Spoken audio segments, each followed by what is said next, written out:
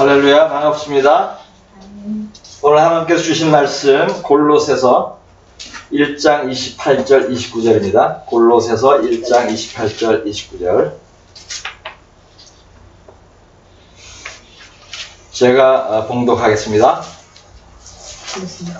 우리가 그를 전파하여 각 사람을 권하고 모든 지혜로 각 사람을 가르침은 각 사람을 그리스도 안에서 완전한 자로 세우려 함이니 이를 위하여 나도 내 속에서 능력으로 역사하시는 이의 역사를 따라 힘을 다하여 수고하노라. 아멘. 사람들을 모아서 복음을 전하고 또 성경을 가르치고 하는 것을 목회라고 합니다. 목회를 이제 목양이라는 말로도 표현하는데 그 이유는 목사는 양을 키우듯이 목자들을 양육해야 하는 그런 의미가 있기 때문에 그렇습니다. 그래서 성경은 주의 종을 목자의 비유를 하고 또 교인들을 양의 비유를 하죠. 믿는 사람들을 다른 동물도 많은데 왜 하필이면 양의 비유를 하겠습니까? 우리는 소도 있고 염소도 있습니다. 또 가장 많이 양육하는 게 개인 것 같아요, 요즘에는. 그런 동물들이 많은데 왜 양에다 비유를 하겠습니까? 그것은 양의 동물적 특성과 관련이 있습니다. 양은 다른 동물과 다르게 자신을 보호하는 본능이 하나도 안 주어졌어요.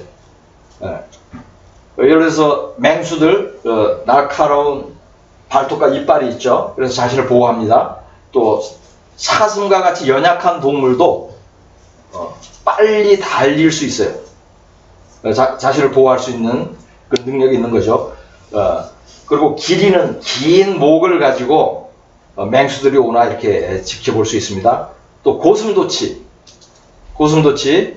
몸에 가시가 있어서 다른 동물이 잡아먹지 못하죠. 이처럼 모든 동물이 자신을 보호할 수 있는 능력을 가지고 있는데, 본능을 가지고 있는데 양은 그렇지가 않아요. 날카로운 이빨 없죠. 발톱도 없습니다. 그리고 빨리 달리지도 못해요, 양은. 그리고 멀리 내다보지도 못합니다. 실제로 그래요. 바로 앞에밖에 보지 못해요. 그래서 낭떠러지로 떨어져요, 양은 실제로. 그리고 심지어는 풀을 다 뜯어 먹었잖아요, 근처에. 그런 염소는 풀을 뜯어 먹고 없으면 다른 데로 막 가요. 가서 풀 있는 데를 찾아가는데 양은 그것도 못해요. 그래서 양은 목자가 없으면 어떻게 된다? 굶어 죽거나 잡아먹혀 죽는 것이에요. 낭떠러지로 떨어져 죽거나. 교회 안에 양들이 마찬가지예요. 목자가 바르게 양육하지 않으면 죽게 돼요. 굶어 죽고 먹혀 죽습니다. 낭떠러지로 떨어져요. 지금 영혼에 대해서 말씀하는 거죠. 영혼이 구원받지 못합니다. 그러므로 하나님은 교회 안에 모인 영혼들을 잘 보호하고 양육하라고, 천국으로 인도하라고 목사를 기름 부어서 세우는 것이에요. 근데 목사들이 실제로 이렇게 잘 하고 있는지 한번 살펴보겠습니다. 에스겔 34장 2절 3절을 보겠습니다. 인자야, 너는 이스라엘 목자들에게 예언하라. 그들 곧 목자들에게 예언하여 이르기를 주 여호와께서 이같이 말씀하시되 자기만 먹는 이스라엘 목자들은 화 있을진저 목자들이 양떼를 먹이는 것이 마땅하지 아니하냐? 너희가 살진 양을 잡아 그 기름을 먹으며 그 털을 입되 양떼는 먹이지 아니하는도다. 아멘. 여기서 이스라엘 목자는 이스라엘의 제사장과 선지자들이죠. 현대 교회에 비유하면 누구죠? 목사들이에요. 근데 목자들이 양떼를 먹이지 않고, 먹이지도 않을 뿐더러 오히려 양을 잡아먹는다고 말씀하세요. 이것은 그 당시 이스라엘 제사장, 선지자들 같은 그 영적 지도자들의 도덕적 타락, 영적 무지함, 타락, 이런 것을 책망한 거죠. 그럼 예수님의 때에는 목자들이 어땠는지 한번 살펴보겠습니다. 마태복음 23장 25절과 15절을 보겠습니다. 마태복음 23장 25절과 15절. 화 있을진저 외식하는 서기관들과 바리새인들이여 잔과 대접의 겉은 깨끗이 하되 그 안에는 탐욕과 방탕으로 가득하게 하는도다. 아멘. 다음은 마태복음 23장 15절. 화 있을진저 외식하는 서기관들과 바리새인들이여 너희는 교인 한 사람을 얻기 위하여 바다와 육지를 두루 다니다가 생기면 너희보다 배나 더 지옥 자식이 되게 하는도다. 아멘. 서기관과 바리새인들이 지금의 목사들이에요. 그들이 성경 가르치고 영적인 지도자로 있었습니다. 또 제사장들도 있죠. 근데 이들은 탐욕이 있고 방탕한 자들이에요. 보편적인 것을 얘기하는 거예요. 특정한 한두 사람을 얘기하는 게 아닙니다. 보편적으로 다 탐욕이 있고 방탕한 자들이라고 얘기하는 거예요. 또 교인을 지옥 자식 되게 한다고 표현하고 있죠.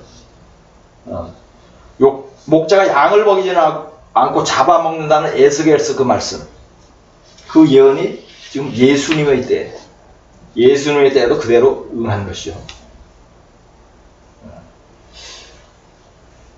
고대의 예언들, 많은 예언들은 마지막 때에도 응합니다.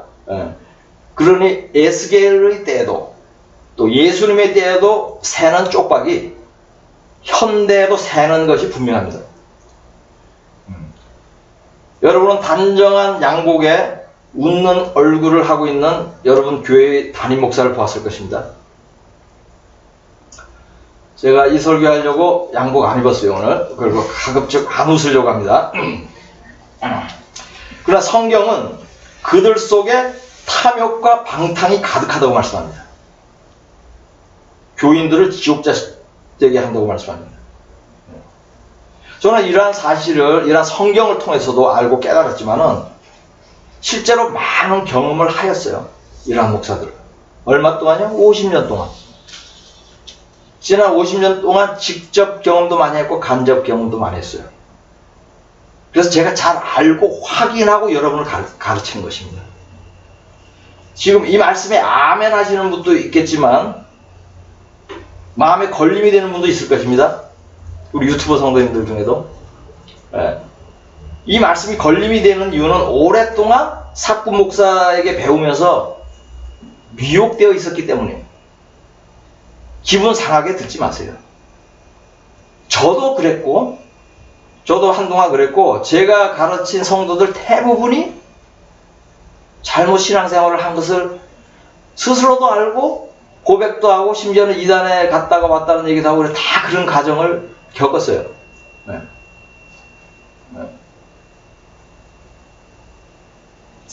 그래서 이것은 현실이에요. 왜냐하면 워낙 사꾼 목사들이 많기 때문에. 그래서 이러한 마음에 걸림이 돼요. 왜 목사들을 일반화해서 저렇게 사꾼이라고 얘기하느냐. 성경이 얘기한다니까요. 제가 겪었어요. 제가 그래도 신앙생활을 좀 꾸준히 한 교회만 해도 10군데가 넘어요. 제가 이사를 여러 번 다녔을 거 아니에요. 미국에 있다 한국에 있다 미국으로도 가고. 그러니까 되돌아보니까 100% 잘못 가르쳤어요. 그래서 제가 거듭나기 전에 제가 그 10명 넘는 목사들의 열매예요. 신앙생활을 그렇게 오래 했는데 거듭나지 않아서. 그 10명의 목사들이 책임이 있어요? 있어요. 성경적으로. 물론 저 책임도 있죠. 그래서 이런 분들, 지금 이 말씀이 걸림이 되는 분들은 지금 이 말씀 다시 겸손히 듣고 회개도 하고 영을 새롭게 하는 기회로 삼으시기를 고민합니다. 근데 이 말씀에 아멘 하는 분들 있어요? 이분들 깨어있는 분들이에요. 그 믿음을 잘 지키시기를 축복합니다. 그렇다면 목자가 양을 잡아먹는 이러한 악한 세대 가운데서 진정한 목자, 참 목사를 어떻게 만날 수 있겠습니까? 어떻게 만날 수 있겠어요? 참 목사를 만나려면 우선 참 목사를 분별할 수 있어야 되겠죠? 그 지혜와 지식이 있어야 되는 거예요. 오늘 제가 그것을 가르치려고 하는 거예요. 본문 구절은 목사가 어떠해야 하는지 크게 두 가지로 말씀하고 있습니다. 첫째, 목사는 교인들 개개인에게 맞게 권면하고 가르쳐야 합니다. 둘째, 목사는 이러한 일을 위해 하나님이 주시는 능력 안에서 최선을 다해야 해요. 본문 말씀 중에 골로새서 1장 28절 다시 보겠습니다. 우리가 그를 전파하여 각 사람을 권하고 모든 지혜로 각 사람을 가르치면 각 사람을 그리스도 안에서 완전한 자로 세우려 함이니. 아멘. 이 구에서 주목하려는 단어가 뭐죠 지금? 각 사람. 제가 읽는 것을 보니까 그것을 알겠죠? 각 사람이 각 사람. 이 별로 길지도 않은 이 구절에 각 사람이라는 표현이 3번이나 나오죠. 그죠? 이것은 무슨 뜻이죠? 목사가 교인들의 상태를 개별적으로 세세히 파악하고 각자에게 맞는 그런 적절한 권면과 가르침을 또 예언의 말씀 등을 주어야 한다는 의미예요. 각자의 삶에 맞게 성경 말씀을 적용해 줘야 됩니다. 각 사람마다 다른 죄를 지을 수 있어요. 그 죄를 다르게 책망을 해야 되죠. 그럴 때 모든 교인을 그리스도 안에서 완전한 자로 세워서 구원할 수 있는 것이에요. 그러나 현대의 목사들은 이러한 방식으로 목회를 하지 않습니다. 회중 전체에게 동일한 설교를 하는데 그치죠. 대부분 그래요. 각 사람에게 맞게 권면하고 가르치지 않아요. 이렇게 하는 수밖에 없는 이유가 두 가지예요. 크게 두 가지입니다. 첫째 이유는 교인의 수가 너무 많기 때문이에요. 목사가 수백 명이 넘는 교인들의 믿음과 영적 상태를 다 파악할 수 없죠. 불가능하죠. 따라서 개별적인 어떤 권면, 훈계, 책망을 할 수가 없습니다. 그러므로 교인 수가 많은 교회의 목사가 교인을 바르게 인도하는 것은 낙타가 바늘기로 통과하는 것보다 더 어려울 것이다 라고 말할 수 있죠. 끄덕이시는 것은 전부 아멘입니다. 하여튼 앞줄에 계신 분들 다 끄덕였어요. 아멘입니다. 뒷줄 깨어 계시기 바랍니다. 둘째 이유는, 첫째는 교인의 수가 너무 많기 때문에. 둘째 이유는 각 사람에게 개별적으로 권면하거나 훈계, 책망할 수 있어요. 적은 교회에서는 교인의 수가. 근데 그렇게 하면 어떻게 되죠? 교인들이 떠나요. 그건 제가 오랫동안 해봐서 알아요. 교인들이 떠날 수 있기 때문에 안 해요. 그 대신 어떤 말 하죠? 위로하는 말, 격려하는 말, 칭찬하는 말만 해요. 그것은 이빨에 비유하면 단 것만 주는 거예요. 그래서 어떻게 하는 거죠? 이빨을 썩게 하는 거죠.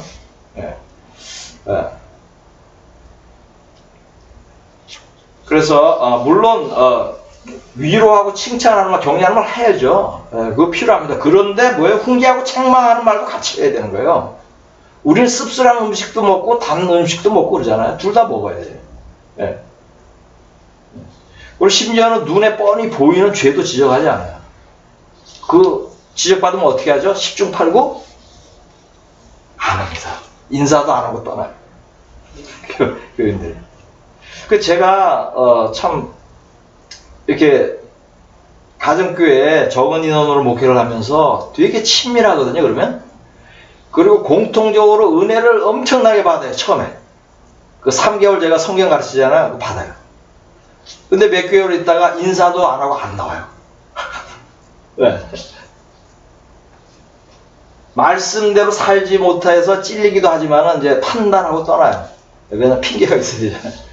그렇게 목사님 이거는 준다 저거는 안 해줬어. 그런 것을 아는 그 아주 지혜로운 그 목사들이 그렇게 절대로 안 합니다.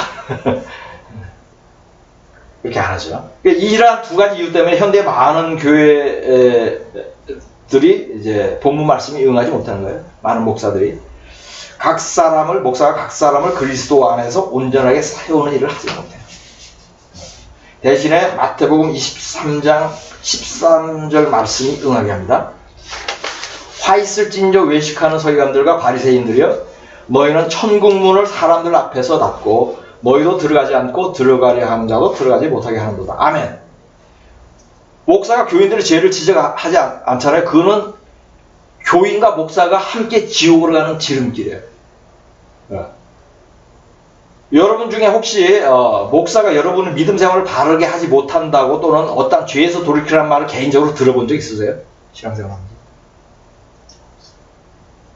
왜 신앙생활 모태신앙 우리 성도님 오래 하셨는데 없죠? 저도 없었어요. 거의 들어본 적이 없을 것입니다. 지금 저희 교회에서 지금 생활하신 분들 예배하고 그 전에 생활할 때 하나님한테 책망 들으면 본인이 깨달아서 성령의 감동으로 책망받고 하는 거 아주 좋은 거예요. 그것은. 근데 목사가 그 역할을 해야 돼요? 안 해야 돼요? 해야 되죠. 그런데 여러분이 저는 섬겼던 교회에서 그런 말을 들어본 적이 없는데 예수님의 제자들은 어땠죠? 책망을 많이 들었죠?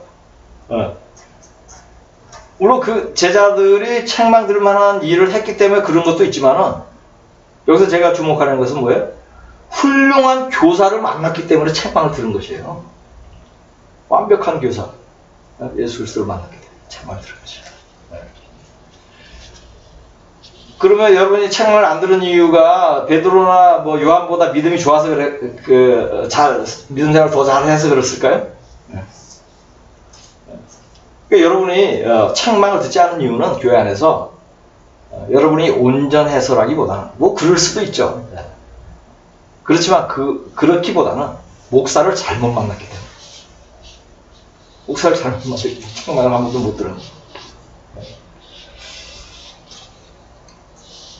다시 교인 수가 많은 교회의 문제점 지금 얘기했잖아요. 그걸 다시 한번 조금 구체적으로 좀 언급을 해보겠습니다.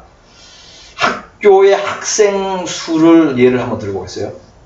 제가 아주 어렸을 때 서울로 왔는데 그때 초등학교 한 4, 5학년 때 기억이에요. 학급 수가 100명에 가까웠어요. 제가 다닐 때는. 뭐 97명 뭐 이랬던 걸로 기억을 해요. 근데 중학생이 되니까 중학교 가니까 한 70명 되더라고요. 한 학급이. 그리고 고등학교 가면은 그때 고등학교 평균 학급 인원이 60명 정도를 기억해요. 그래서 12학급, 그래서 720명 정도예요. 근데 제가 다니는 학교는 그런 면에서는 좀 더 좋아가지고 48명이었어요. 한 학급이. 근데 거의 다 60명이었어요. 근데 요즘 중고등학교 학급별 학생 수를 제가 검색을 해봤거든요. 이 설교 준비하면서. 와, 놀랍더라고요. 28명이에요. 그 31명인 그런 어떤 시도가 있는데 거기서 막 불평한대요. 학급 학생이 31명이나 된다고. 네. 40년 전에 비해서 어떻게 됐죠? 2배 이상으로 줄었죠. 근데 이게 학급당 학생 수는 뭔가를 말을 하죠, 그죠? 네. 국가로 보면은 그 국가의 경제력, 선진화 수준, 또 교육 수준을 얘기합니다. 그러니까 한국의 학생 수가, 학급당 학생 수가 이렇게 줄어든 것은 뭐죠? 한국의 경제 수준과 교육 수준이 그만큼 높아졌다는 것이죠. 예. 그리고 선진국일수록 교사 한 명당 학생 수가 적죠. 이건 상식이죠. 그리고 또 사립학교 가잖아요. 비싼 사립학교. 그럼 더 적어요. 이러한 원리가 교회에도 적용이 되는 것이에요.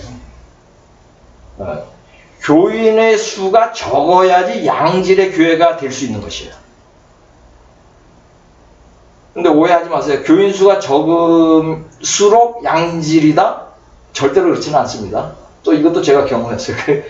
그거하고는 지금 그렇지는 않은데 현실은 적어도 교인 수가 많으면은 양질의 교회는 될 수 없다. 이게 제 말씀의 포인트예요. 교인 수가 너무 많으면 양질의 교회가 될 수가 없는 거예요. 지금 이해가 됐죠, 그죠? 네? 그래서 목사가 각 사람을 개별적으로 양육할 수가 없기 때문인 것이에요. 네. 그래서 지금 목사들이 교인 수를 늘리는 방법 중에 하나가 교인들을 잘 대우하는 거죠. 근데 목사는 교인들을 교회 고객으로 대우하는 데서 돌이켜야 돼요. 이 표현이 뭐 적절한지 모르겠는데 저는 그렇게 느꼈어요. 교인들은 목사 권위 아래에서 배우는 사람들이에요. 예, 목사의 제자들이에요. 보살핌을 받고 구원받도록 하나님께서 위탁한 사람들이에요. 예. 그러므로 목사는 그 주어진 권위를 교인들을 가르치고 양육해서 구원하는데 어떻게 해야 돼? 강력하고 충분하게 사용을 해야 되는 것이에요. 예? 목사는 교인들이 혹시 떠날까 해서 또 헌금 주들까 해서 항상 웃는 얼굴을 하지 않아야 돼요. 예. 예수님이 제자들을 어떻게 훈련시켰는지 기억해야 합니다. 훈련이 강하지 않으면 강한 군사를 만들 수가 없죠. 목사는 교인들을 강하게 훈련시켜야 돼요. 구원받는 믿음은 강한 믿음입니다. 교회 안팎에서의 믿음 생활을 교인들의 뜻대로 하도록 버려두지 않아야 해요. 목사의 가르침을 그대로 행하도록 엄격해야 합니다. 이렇게 할 때 훈련이 어려서 떠나는 교인들이 많습니다. 전 경험을 많이 했습니다. 그래요. 목사는 적은 수의 교인을 계속 더 잘 양육할 수 있는 것이에요. 제가 이런 농담을 하는 거예요. 저 교회는 TO가 있다. 제가 2달 전에 한 분이 떠났다 그랬잖아요. 그때 저는 벌써 감을 잡아요. 아, 한 분이 더 오시겠구나. 왔잖아요. 어제 에어컨을 기도했는데 하나님이 에어컨만 보낸 게 아니라 성도님을 같이 보냈어. 에어컨을 가지고 같이 보내줬어. 할렐루야. 네. 그래서 적은 수의 교인을 계속 더 잘 양육할 수 있도록 하시는 거예요. 그래서 남은 적은 수는 그건 구원으로 인도되는 것이에요. 네. 다 떠나고 한 사람만 남아도 좋아요. 예수님을 따르던 그 수많은 사람들 결국은 다 떠나고 12명만 남았잖아요. 예수님도 12명만 남았다면 목사가 한 사람만 남아도 그거 잘한 거예요. 그 정도면. 한 사람에서 한 영혼이 천하보다 귀합니다. 네. 그러면 목사가 양육할 수 있는 그 교인의 수의 한도가 어느 정도인지 이건 좀 뭐 주관적으로 판단할 수가 있잖아요. 그래서 가능한 객관적으로 성경의 구절 중에서 제가 한번 지혜를 모아봤어요. 그래서 누가복음 10장 1절을 보겠습니다. 그 후에 주께서 따로 70인을 세우사 친히 가시려는 각 동네의 각 지역으로 둘씩 앞서 보내시며, 이때는 예수님의 능력을 보고 따르는 사람이 꽤 많았을 때예요. 근데 이들 중에서도 뭐예요? 전도하라는 주님의 명령에 따라서 갈 만한 사람이 한 70명 정도였다. 이렇게 추정이 됩니다. 이때 예수님 70명을 목양한 것이에요. 다음은 요한복음 6장 66절에서 68절까지를 보겠습니다. 요한복음 6장 66절에서 68절. 그때부터 그의 제자 중에서 많은 사람이 떠나가고 다시 그와 함께 다니지 아니하더라. 예수께서 12제자에게 이르시되 너희도 가려느냐? 시몬 베드로가 대답하되 주여 영생의 말씀이 주께 있사오니 우리가 누구에게로 가오리까? 아멘. 이 구절은 예수님께서 이제 자신의 피와 살에 대한 설교를 했죠. 그 어려운 설교였어요. 그러면서 살리는 것은 영이요 육은 무익하다. 이 말들을 싹 다 떠났어요. 그 전에 그런 말씀이 나와요. 근데 왜 그렇죠? 이들이 왜 어떻게 쫓아왔죠? 왜? 육을 보고 쫓아왔어요. 오병이어. 그죠? 기적. 육이죠. 귀신 쫓고 병이 나는 거 다 육이잖아요. 그런 기적을 보고 쫓아왔는데 육은 무익하고 영은 살리는 것은 영이 육은 무익하다는 게 다 떠난 것이에요. 읽어보면 그래요, 줄거리가. 그래서 예수님이 제자들한테 물은 거예요. 너희도 떠나려느냐.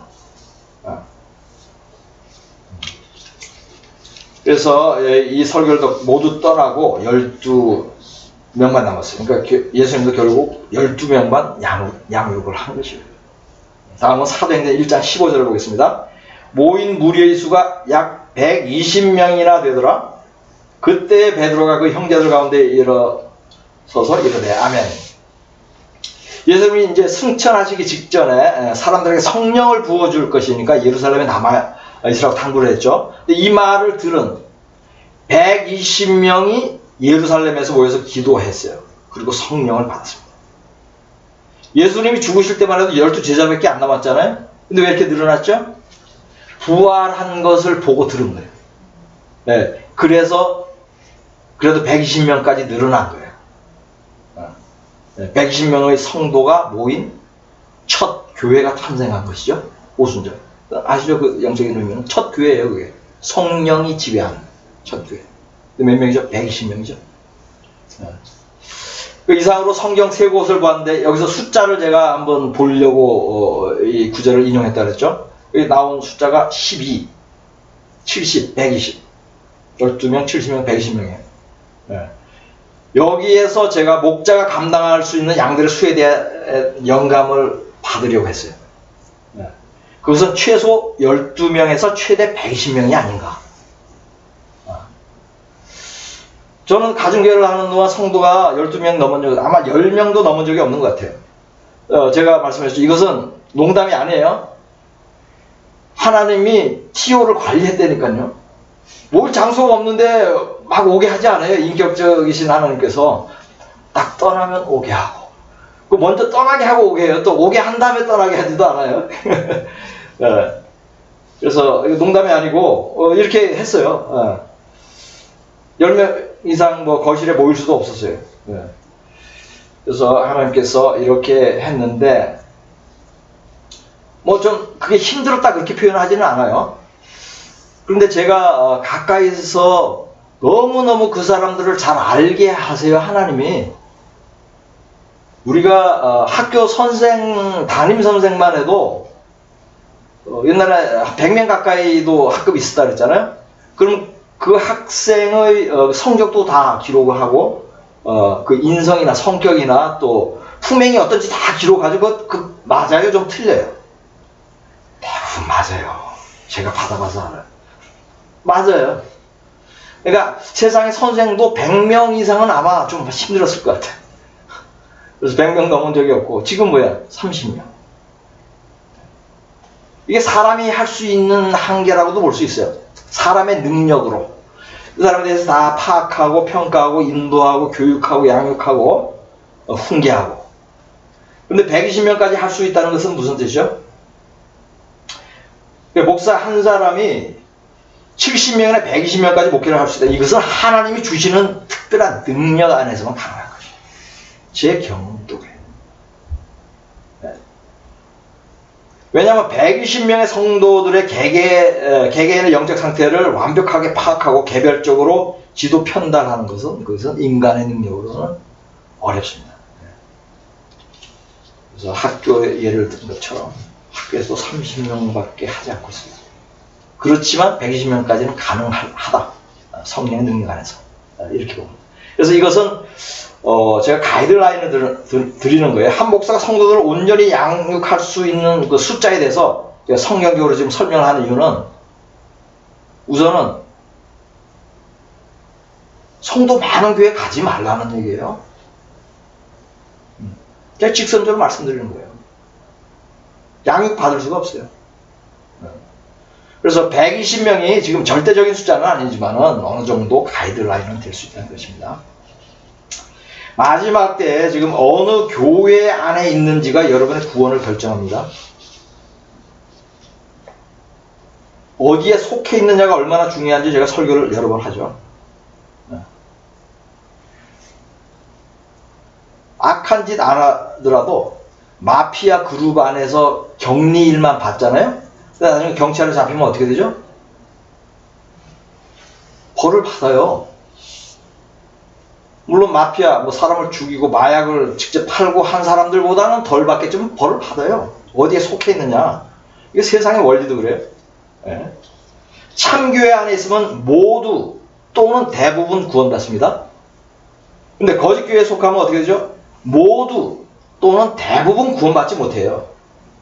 거짓 선지자가 예언을 했을 때 거짓 선지자와 그 예언을 들은 사람들이 모두 망한다고 해요. 성경에 여러 번 얘기해요. 그거를. 한 구절만 제가 보겠습니다. 예레미야 27장 15절. 이는 여호와의 말씀이니라 내가 그들을 보내지 아니하였거늘 그들이 내 이름으로 거짓을 예언하니 내가 너희를 몰아내리니 너희와 너희에게 예언하는 선지자들이 멸망하리라. 이건 너희는 누구예요? 거짓 예언을 듣고 있었던 사람. 같이 멸망한. 그러므로 지금은 참 목사와 거짓 목사를 구분할 수 있는 지혜와 지식을 갖는 것이 아주 중요합니다. 마지막 때에 더욱 그러합니다. 근데 참 목사인지는 크게 두 가지를 체크하면 알 수가 있어요.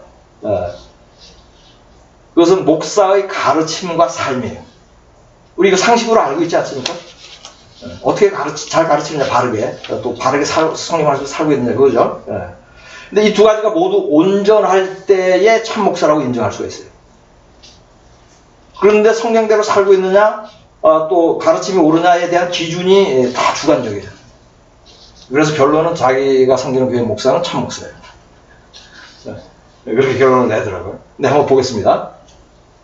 첫째, 가르침에 대해서 말씀하면은 제가 목사는 성경을 푸는 지식과 지혜가 탁월해야 합니다. 이것은 목사로 부르면 하나님이 그렇게 만들어버려요.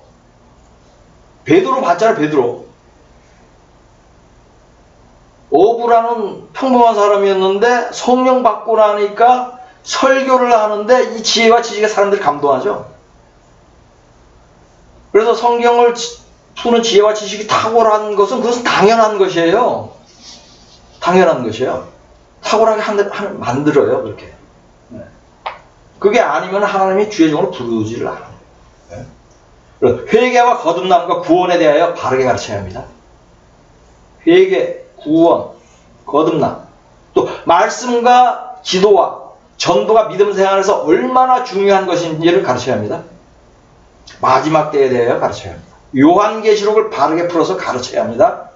교인들이 계명을 지키고 거룩한 삶을 살도록 인도해야 합니다. 이렇게 하면 참 목사의 조건 중에 하나는 갖춘 것이죠. 둘째, 삶에 대해 말씀하면 목사는 부유하지 않아야 합니다. 재산이 없어야 합니다. 예수님도 그렇게 살았고 예수님의 제자들도 그렇게 살았습니다. 사도 바울도 그렇게 살았고 디모데에게 그렇게 살라고 가르쳤죠. 성령은 먹고 입는 것으로 족하고 남는 것은 가난한 자를 주라고 가르칩니다. 삭개오는 회개하고 그렇게 살았어요. 죄인도 그렇게 살았다면 이것을 가르쳐야 하는 목사가 그렇게 살지 않는다면 목사의 자격이 없는 것이죠. 그러므로 목사는 가장 검소한 월세집에서 최소한의 사례비를 받고 최저 생활비로 살아야 마땅합니다. 지금까지 말씀을 따라서 참 목사를 판단하는 성경적인 기준을 다시 한번 요약을 하겠습니다.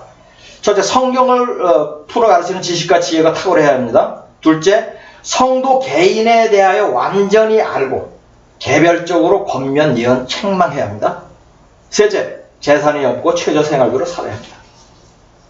이 세 가지가 모두 완벽하게 응해야지 참 목사예요. 성경은 온전하라는 말을 많이 하죠. 그 온전은 영어로 perfect이에요, perfect. 완벽하라고 해석을 왜 잘 안 했는지 저는 의문이 좀 있어요. 뭐 온전하라는 말도 맞는 뜻이에요. 그 완벽하라는 말도 사용해야 되는데 그렇게 생각해요. 완벽한. 그 사람들 어떻게 완벽하냐 그래요? 그런 말에 거부감이 있을까봐 온전하라고 하는데 하나님은 내가 거룩하니 너희도 거룩하라. 내가 완벽하니 너희도 완벽할 수 있다라고 가르치고 있어요. 예수님은 심지어 뭐예요? 내가 한 것보다 더한 능력도 너희가 할 수 있다. 이렇게 또 말씀하셨어요. 그래서 이 세 가지가 모두 응해야 참 목사입니다. 이러한 목사에게 양육을 받아야 구원받습니다. 아직 이러한 목사를 만나지 못한 분들이 있다면 하나님께 구하여서 만나십시오. 만날 때까지는 가정에서 예배드리십시오. 제 설교로 예배를 드려도 좋습니다. 하나님께서 저희 빌라델비아 교회를 이러한 참 교회로 세워가고 있음에 감사드립니다. 또한 전도와 모임의 지경을 더 넓힐 수 있도록 새로운 교회 터를 위하여 기도하고 또 헌물하는 모든 성도님들을 우리 주 예수 그리스도의 이름으로 축복합니다. 본문 말씀으로 저희 고백을 대신하면서 설교를 마치겠습니다. 우리가 그를 전파하여 각 사람을 권하고 모든 지혜로 각 사람을 가르침은 각 사람을 그리스도 안에서 완전한 자로 세우려 함이니 이를 위하여 나도 내 속에서 능력으로 역사하시는 이의 역사를 따라 힘을 다하여 수고하노라. 아멘.